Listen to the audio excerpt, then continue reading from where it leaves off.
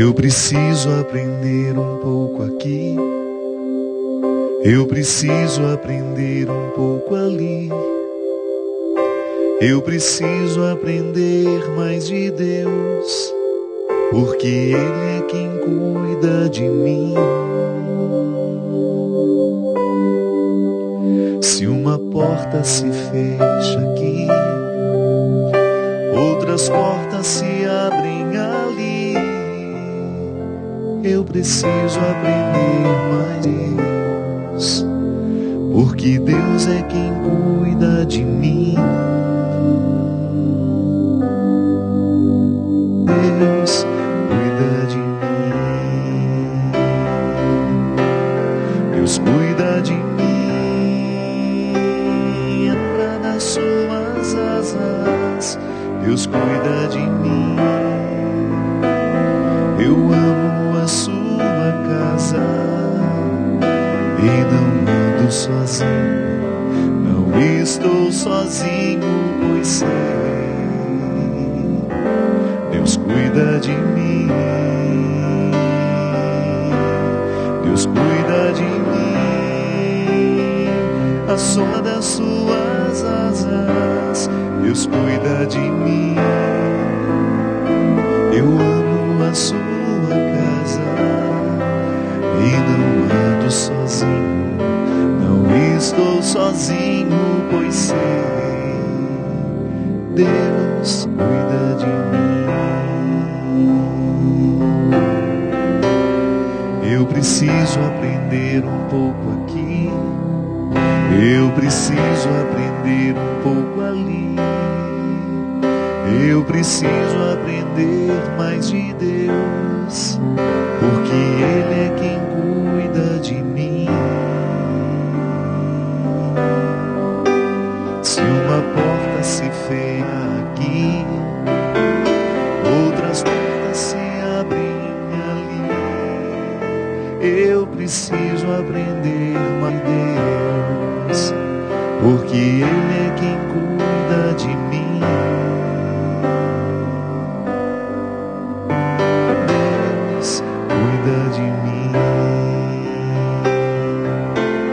Deus cuida de mim, obra das suas asas, Deus cuida de mim. Eu amo a sua casa e não ando sozinho, não estou sozinho, pois sei, Deus cuida de mim. Oh, Deus cuida de mim, a sombra das tuas asas, Deus cuida de mim. Eu amo a sua casa e não ando sozinho, não estou sozinho, pois sei, Deus cuida de mim. Muito boa noite, estamos começando mais um programa de Direção Espiritual. É interessante perceber que a gente só descobre a experiência do cuidado à medida em que nós descobrimos quem nos cuida. Mesmo porque a gente tem o risco de interpretar o cuidado como uma encheção de saco, né? Às vezes a gente até diz isso, né? A mãe cuida do filho, quer saber por onde ele anda e por isso liga para saber. Ah, mas que encheção de saco, a minha mãe não me dá sossego. Só a experiência do distanciamento nos faz ver que esse cuidado é uma das mais elementares da vida. E depois nós vamos sentir saudade dessa encheção. Por isso que quando a gente descobre o sentido dado, naturalmente a gente descobre o amor do cuidador. Porque não existe cuidado sem amor. Claro, só você não confundir o sentimento de posse. O outro quer cuidar da sua vida, né? Ele quer que ele faça tudo o que ele acha que é interessante para você. Ele quer que você corresponda a todas as... Não estou falando dessa imaturidade. Estou falando daquela experiência de ser cuidado pelo outro, que é aquele cuidado responsável, que não invade a vida, que nos permite a maturidade das decisões, do caminho, mas que está ali sempre com a mão estendida caso a gente precise. O que é uma espécie de confiança.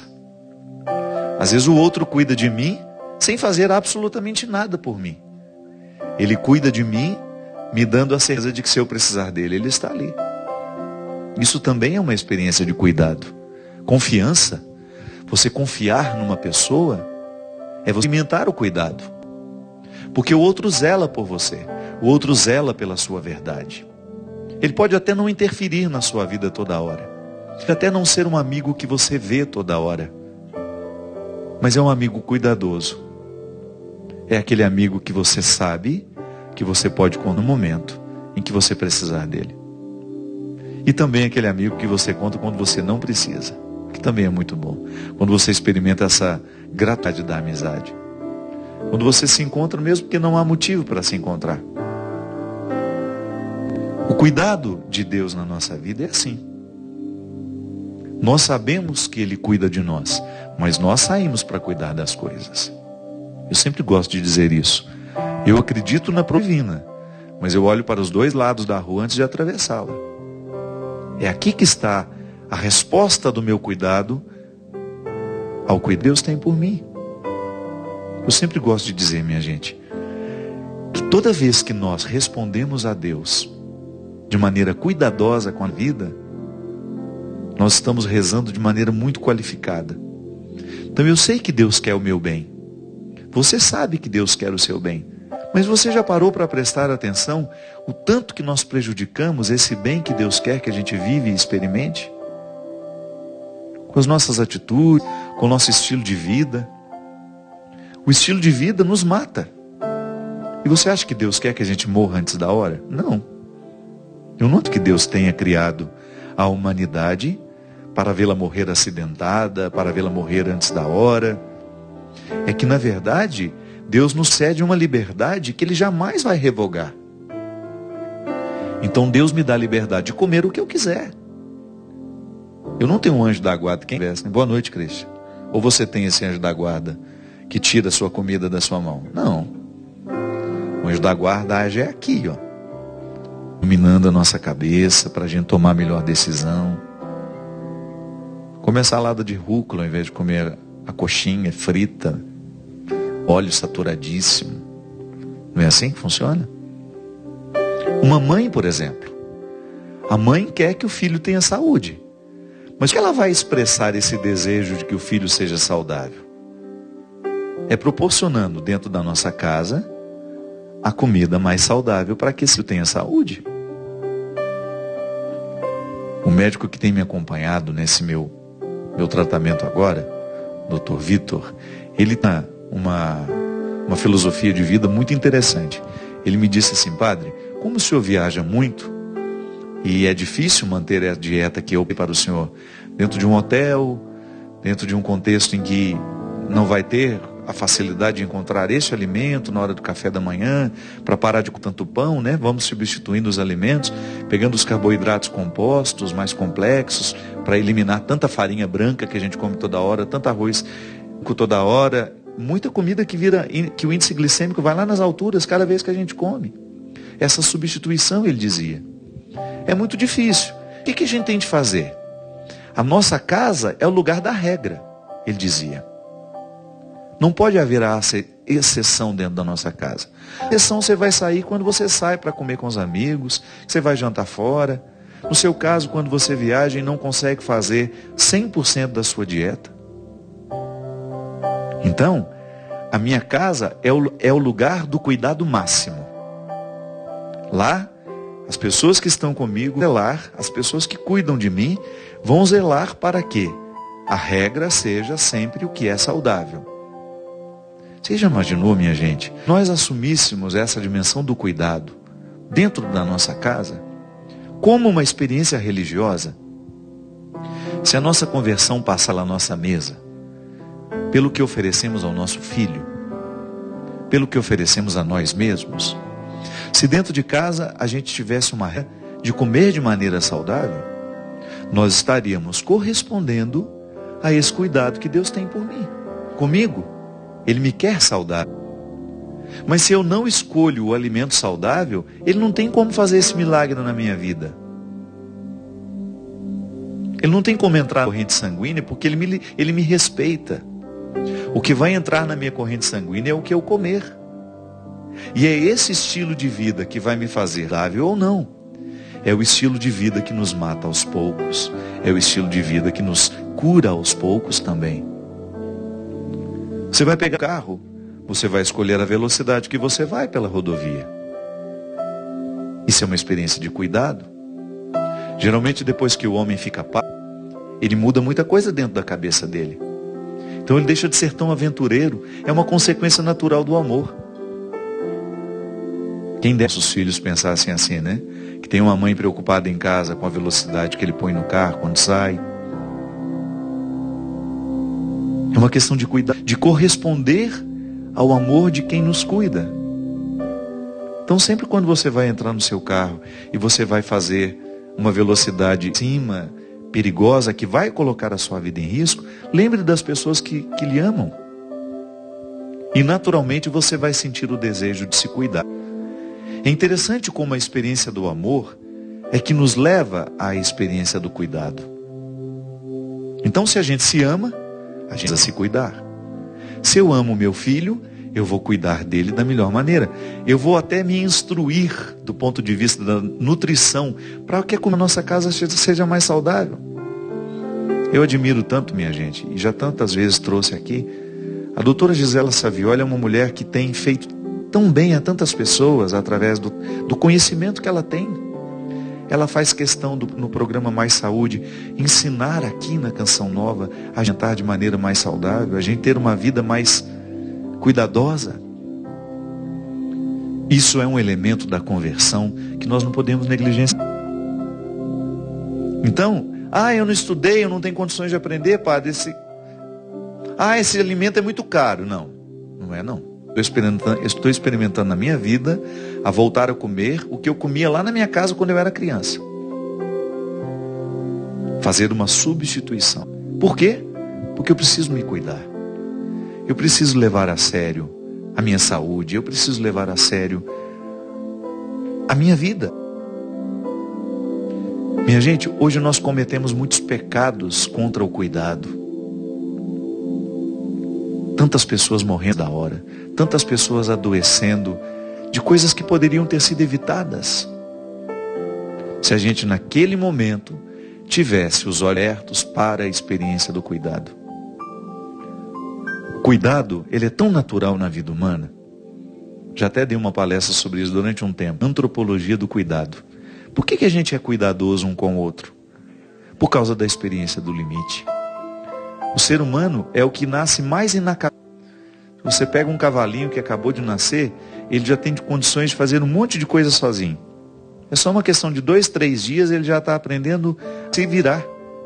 Claro, com a mãe por perto, né, para amamentá-lo, mas ele já anda sozinho, ele já dá um jeito de descobrir o mundo dele ali. E a partir do momento que esse cavalinho vai assumindo a autonomia dele, né, a partir do momento que ele começa a crescer, ele vai se tornando capaz de viver a vida dele. De repente, 15 dias, ele já está totalmente independente. Nós não. Nós nascemos todos inacabados. Tem a tal da muleira, né, que nasce aberta, né? Já ouviu falar nisso? Que é que precisa continuar crescendo, né? Até uma certa idade, a gente precisa crescer o cérebro. Então, o osso não nasce fechado, senão o cérebro não teria para onde crescer. Olha como a natureza é sábia, né? Então eu me lembro que quando os meus sobrinhos nasceram, né? A minha primeira sobrinha, Ninha, a primeira coisa que eu escutei quando eu pus a Aninha no colo, eu tinha 6 anos de idade: cuidado com a muleira dela. Eu sei lá o que é muleira, né? Aí alguém me ensinou um buraco que a gente tem na cabeça. De maneira muito pedagógica, a minha mãe me ensinou que era um buraco que a gente tinha na cabeça. Que se batesse um prego, ainda dá todos esses exemplos maravilhosos, gente. Se bater um prego, esse prego vai afundar na hora. E aí você já fica apavorado, né? E trata aquela criança como se fosse um boneco de louça. Você lembra tanto de coeiro que amarrava na gente, né? Aquele calor que as crianças tudo com coeiro amarrado e tinham assim uma coisa de flanela e vai apertando, vai apertando. Claro que hoje a ciência evoluiu para nos mostrar que não precisa disso tudo. Mas quando a gente nasce, nós estamos tão precários que nós precisamos desses cuidados todos. ali a mãe pode exercitar o seu amor na sua categoria máxima, diga assim. Por isso que eu tenho muito respeito por mulher que deu a luz a alguém. Tem por todas, claro. Tem que ter respeito por todo ser humano. Mas eu tenho uma reverência que eu tenho como ser humano a toda mãe. Porque é um amor tão sublime. Você olha para aquela criatura tão cheia de fragilidades e você sabe que se você não cuidar, ela morre. E vai fazendo a experiência de suprir todas aquelas necessidades. E o desgaste que esse cuidado gera na criatura que ama. Que são noites sem dormir, cansaço físico, mental. Mas com que gosto ela faz isso? Ali você identifica, ainda que seja de maneira imperfeita, o significado do amor de Deus na nossa vida. A mãe não é capaz, como diz a Sagrada Escritura, não é capaz de esquecer o filho que gerou. E é capaz de cuidar do filho, e precisa, num determinado momento da vida, até de uma terapia para aprender a cuidar do jeito certo, né? Porque um homem de 35 anos não pode receber os mesmos cuidados de um recém-nascido. Aí já é o desequilíbrio. Mas tem mãe que quer cuidar do menininho como se ele tivesse 3 anos. A experiência do amor de Deus na nossa vida, e que essa música fala, é isso. É aquele Deus que vai nos suprindo de acordo com a nossa maturidade. Mas Ele não vai dar a vida inteira a mesma coisa. O cuidado de Deus na nossa vida evolui, é processual. Porque Deus não nos imaturos.